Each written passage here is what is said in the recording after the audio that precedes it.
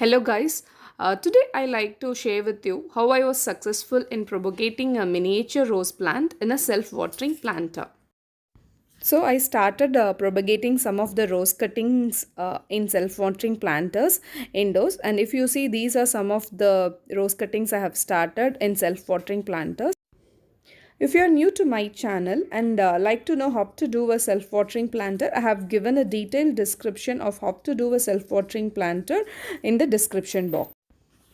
So in the self-watering planters, I have taken potting mix in the top upper container, and I have also added some holes so that it absorbs water from the lower container. In the lower container, I have added only some water.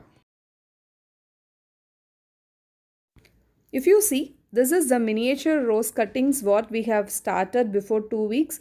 So after 2 weeks also the rose cuttings have not dried up, and if you see, the cuttings are fresh, and this is the main advantage of using self-watering planters. So these are the cuttings after 4 weeks. So if you see nicely, after 4 weeks also the cuttings have not become dried, and you could see some buds also started growing up, but we are not sure whether these buds will grow, because sometimes these growing buds will dry up also. But let us see what is going to happen in the self-watering planter.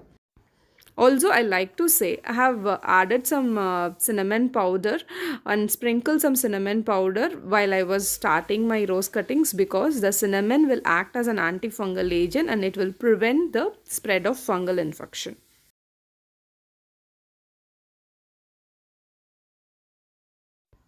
So this is after 2 months after we have started our rose cuttings.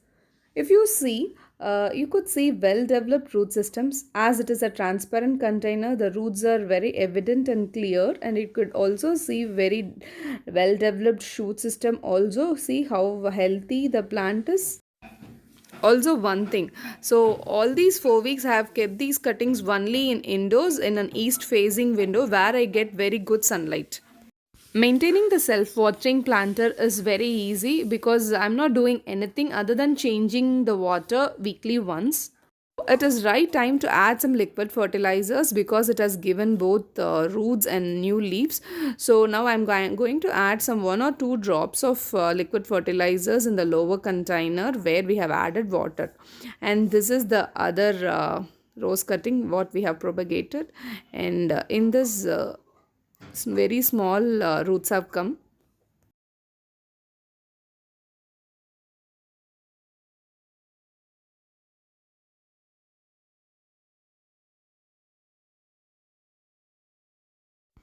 After 3 months, I have transplanted the rose cuttings in a new container, and you could see fresh buds and fresh leaves coming out of our plant, and the plant looks very healthy. You should notice one thing, all these things I'm doing in an east facing window where I'm getting very good sunlight. It's all indoors.